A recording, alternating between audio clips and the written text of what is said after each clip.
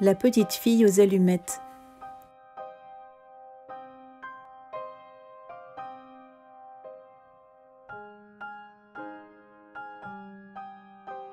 La petite fille aux allumettes, d'après le conte original de Hans Christian Andersen. Il était une fois, il y a de cela bien longtemps, une petite fille si pauvre et si seule qu'elle ne possédait ni bas ni souliers à sa taille.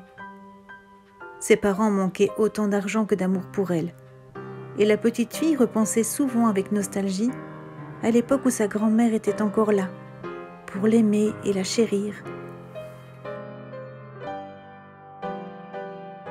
En ces temps lointains, la loi interdisait aux pauvres gens de mendier. Ils avaient juste le droit de vendre ce qu'ils pouvaient. Or, les allumettes étant une invention nouvelle, les parents de la petite fille l'envoyaient chaque jour dans les rues, qu'il pleuve, qu'il vente ou qu'il fasse grand soleil, pour en vendre aux passants fortunés. Hélas, les affaires ne marchaient pas toujours bien. Ainsi, ce soir-là, le dernier de l'année, il faisait si froid et si sombre que chacun préféra rester chez soi pour préparer le repas du réveillon. La petite fille ne trouvait personne à qui vendre ses allumettes. Soudain, une voiture à cheval manqua de la renverser. Elle l'évita en sautant de l'autre côté de la chaussée. Mais dans sa hâte, la petite fille perdit les larges pantoufles qu'elle avait empruntées à sa mère et dut poursuivre son chemin en marchant pieds nus dans la neige, les orteils bleuis, engourdis par le gel. Elle tenait à deux mains son tablier rapiécé, dans lequel elle protégeait de l'humidité sa précieuse réserve de boîtes d'allumettes. La nuit venant, il neigeait maintenant un gros flocon, et de fins cristaux s'accrochèrent aux longues boucles blondes de la petite fille. Elle imagina un instant rentrer chez elle, mais le vent froid s'y engouffrait comme dans la rue, et ses parents la puniraient de n'avoir rien vendu. Alors, la petite fille remarqua un recoin bien abrité, entre deux maisons.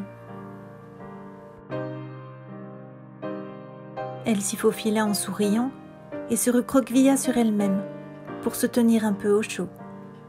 Comme elle était tranquille ici, la lumière accueillante, provenant des fenêtres des deux maisons, la réconfortait beaucoup.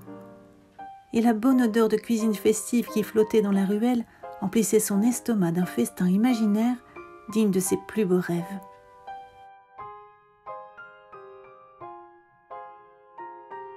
Emportée par cette douce impression de bonheur, la petite fille eut l'idée de frotter une allumette afin de se réchauffer. Quelle chance! La flamme dansant devant ses yeux prit l'allure d'un feu de bois crépitant, auprès duquel elle se sentit en sécurité. Puis l'allumette se consuma tout à fait, et la petite fille en gratta une autre. Cette fois, le mur de l'une des maisons sembla s'évanouir derrière la flamme, et la petite fille aperçut une luxueuse salle à manger avec la table dressée et le dîner servi. Oh! L'oie rôtie sauta du plat et s'avança vers elle d'un air comique. Mais l'allumette s'éteignit. La petite fille en frotta une troisième, et l'image d'un sapin majestueux apparut. Elle n'en avait jamais vu de si immense, ni de si scintillant, pas même chez le marchand de jouets. C'était une vision féerique.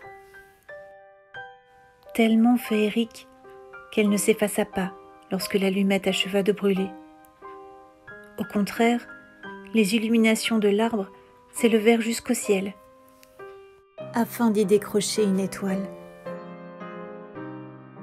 Vite, la petite fille gratta encore une allumette, et voici que sa chère grand-mère atterrit près d'elle dans la lueur céleste.